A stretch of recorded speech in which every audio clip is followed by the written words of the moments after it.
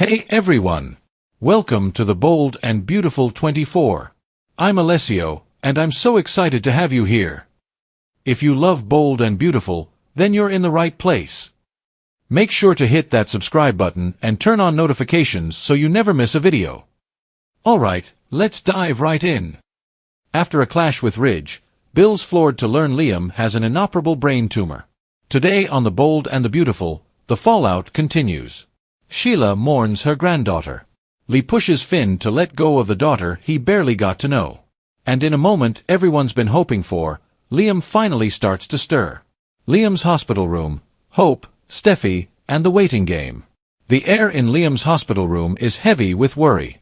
Machines beep steadily, but the silence between breaths feels deafening. A nurse walks in and gently lets Hope and Steffy know she needs to check Liam's vitals. Before she does, she speaks directly to the man lying still in the bed. "Come on, Liam," she says softly, as if coaxing him out of sleep. "We're all waiting for you to wake up." She assures Hope and Steffy that Liam's vitals are stable before she slips out, leaving the two women to linger by his bedside.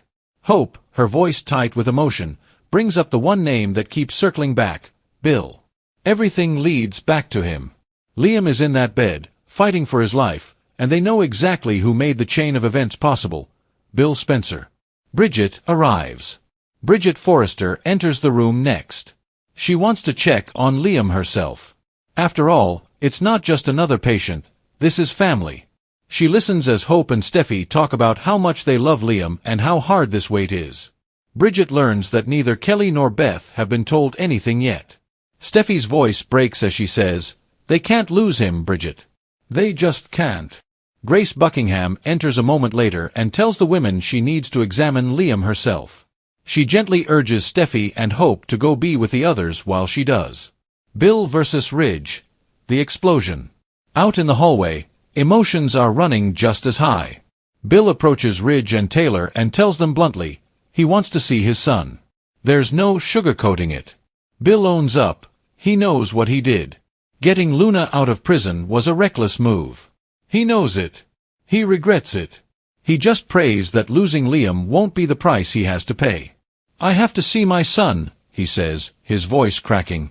Ridge, full of fury, says Liam shouldn't have to wake up and see the man responsible for this mess. Taylor tries to offer a shred of peace, reminding Bill that Hope and Steffy are with Liam. But Bill, trembling with emotion, insists he won't be kept away from his son. He storms off. Ridge follows. In a quiet, empty room, Ridge finally lets it all out. He shoves Bill, furious and heartbroken. "Liam almost died because of you. You brought this hell into our lives." Bill doesn't fight back. Not physically. He just stands there, devastated, taking it all in. Ridge accuses him of being arrogant, of thinking the rules don't apply to him. He calls Bill incapable of love or selflessness. "You'll end up alone, Bill," he warns. "And you'll deserve it." Bill says quietly, "If Liam dies, you won't have to rip me apart. There won't be anything left." The truth comes out. Outside the room, Taylor tells Brooke what's happened. Luna is dead, and Liam was shot. Brooke is stunned. "Oh my God," she whispers, visibly shaken. Hope and Steffy join them and update the group on Liam's condition. Then Ridge and Bill return. Hope immediately lashes out.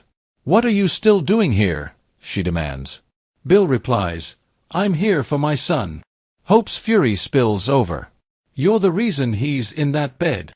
You and your sick obsession with Luna. You don't deserve to be anywhere near Liam."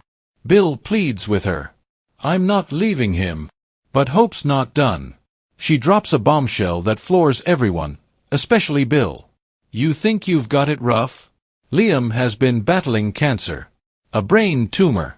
And he didn't tell you because he knew exactly what your reaction would be." Bill freezes. "What are you talking about?" Steffy jumps in.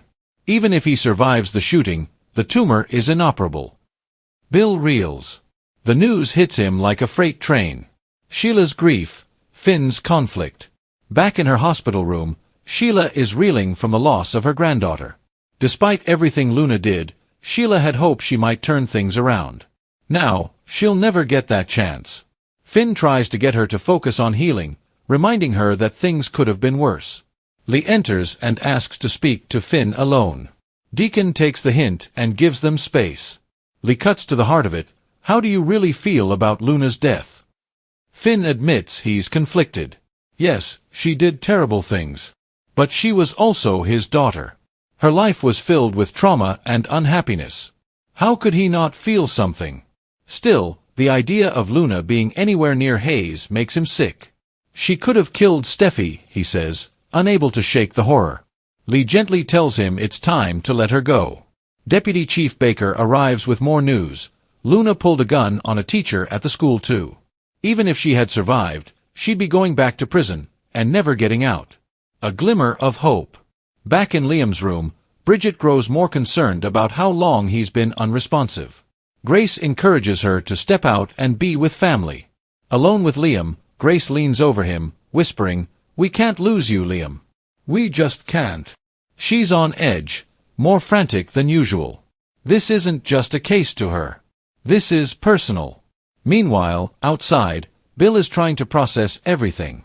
His son, his boy, has been battling cancer and never told him. Hope doesn't sugarcoat it. Do you really need to ask why? Bill insists he would have done everything to help, but Steffy doesn't believe it. You only care about yourself. That's why he kept it from you. I would lay down my life for my sons, Bill says, nearly in tears. Hope accuses him of making Liam feel inadequate. Bill chokes back emotion. We just had this amazing conversation. My son is not going to die. You better pray he doesn't, Steffy warns. Because if I have to tell my daughter her father is gone because of you, it'll be the last thing you ever do. And then, finally, Bridget and Finn walk in, smiling. Dr. Buckingham just gave them the news. Liam is starting to respond. Hope and Steffy rush back into the room. Liam awakens. Inside, Grace informs them that Liam is responding to stimuli. It's the moment they've been waiting for. Hope and Steffy plead with him, begging him to open his eyes. And then, he does. His eyes flutter open, trying to focus. Hey! He croaks, his voice weak but real. Hope and Steffy are overwhelmed with relief. Thank God you're back, one of them whispers. He's awake. He's alive.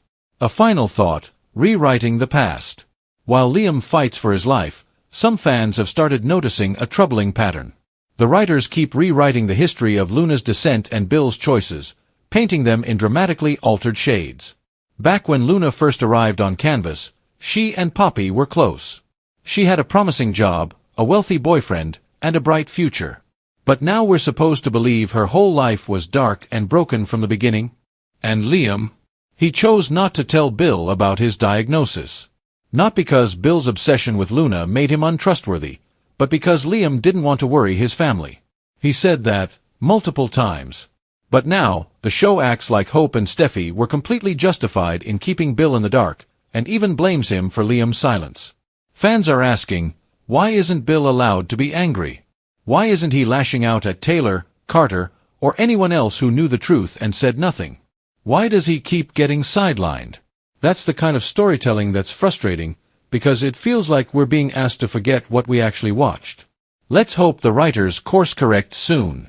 Because Liam waking up should be a turning point, not just for him, but for everyone around him.